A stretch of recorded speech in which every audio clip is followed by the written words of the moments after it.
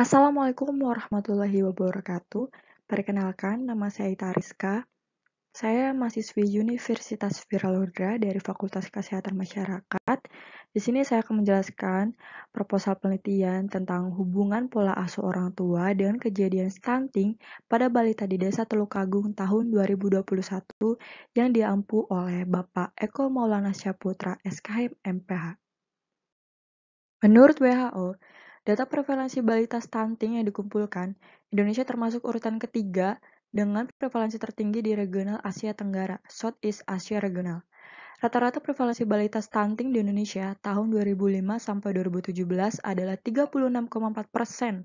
Pada tahun 2017, 22,% atau sekitar 150,8 juta balita di dunia mengalami stunting. Pada tahun 2017, lebih dari setengah balita stunting di dunia berasal dari Asia, 55%. Sedangkan lebih dari sepertiganya, 39%, tinggal di Afrika. Rumusan masalah pada penelitian ini adalah apakah ada hubungan antara pola asuh orang tua dengan kejadian stunting pada balita di Desa Teluk Agung. Tujuan penelitian. Tujuan umum dari penelitian ini adalah untuk mengidentifikasi hubungan pola asuh orang tua dengan kejadian stunting pada balita di Desa Teluk Agung. Tujuan khusus penelitian ini adalah untuk mengetahui bagaimana pola asuh yang diberikan orang tua pada balita di Desa Teluk Agung. Manfaat bagi masyarakat. Hasil penelitian ini diharapkan dapat menjadi sumber informasi dan menambah wawasan masyarakat tentang pengaruh pola asuh orang tua terhadap kejadian stunting pada balita. Bagi fakultas, hasil penelitian ini diharapkan dapat digunakan sebagai dokumentasi di perpustakaan dan referensi bagi mahasiswa Fakultas Kesehatan Masyarakat tentang pengaruh pola asuh orang tua terhadap kejadian stunting pada balita. Bagi peneliti, untuk menambah wawasan dan pengalaman penulis dalam proses belajar. Ruang lingkup penelitian. Ruang lingkup pada penelitian ini, penulis melakukan penelitian dan membuat kuesioner dan menanyakan kepada 30 responden dari orang tua di Desa Teluk Agung, yaitu mengenai hubungan pola asuh dengan kejadian stunting pada balita di Desa Teluk Agung. Stunting. Stunting atau disebut dengan pendek merupakan kondisi gagal tumbuh pada anak balita akibat kekurangan gizi kronis terutama dalam 1000 hari pertama kehidupan, sehingga anak terlalu pendek untuk usianya. Persagi 2018. Pola asuh. Secara etiologi, pola asuh berarti bentuk, tata cara. Sedangkan asuh berarti merawat, menjaga, mendidik. Sehingga pola asuh berarti bentuk atau sistem dalam merawat, menjaga, dan mendidik. Pola asuh orang tua adalah interaksi orang tua terhadap anaknya dalam hal mendidik dan memberikan contoh yang baik agar anak sesuai dengan tahap perkembangannya. Handayani 2017. Kerangka teori. Stunting yang dipengaruhi oleh pola asuh orang tua. Pola asuh orang tua dibagi menjadi 4 jenis, yaitu otoriter, demokratis, permisif, dan lalai. Stunting sendiri yaitu memiliki klasifikasi, penyebab, dan dampak.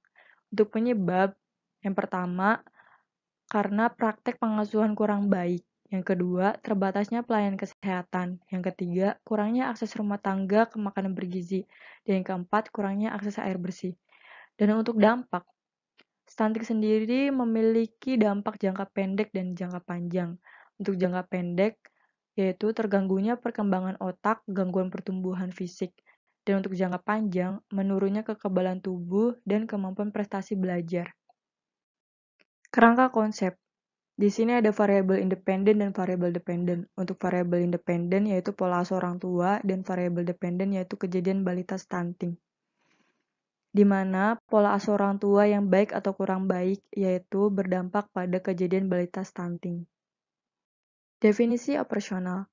Variabel dependen, kejadian balita stunting. Definisi, stunting adalah balita dengan status gizi yang berdasarkan panjang atau tinggi badan menurut umurnya bila dibandingkan dengan standar baku WHO, MGRS, nilai Z-score-nya kurang dari 2 SD. Alat ukur, peta cm. Pengkategorian, stunting, Z-score-nya kurang dari 2 SD, dan untuk tidak stunting, Z-score-nya lebih dari 2 SD. Skala, ordinal.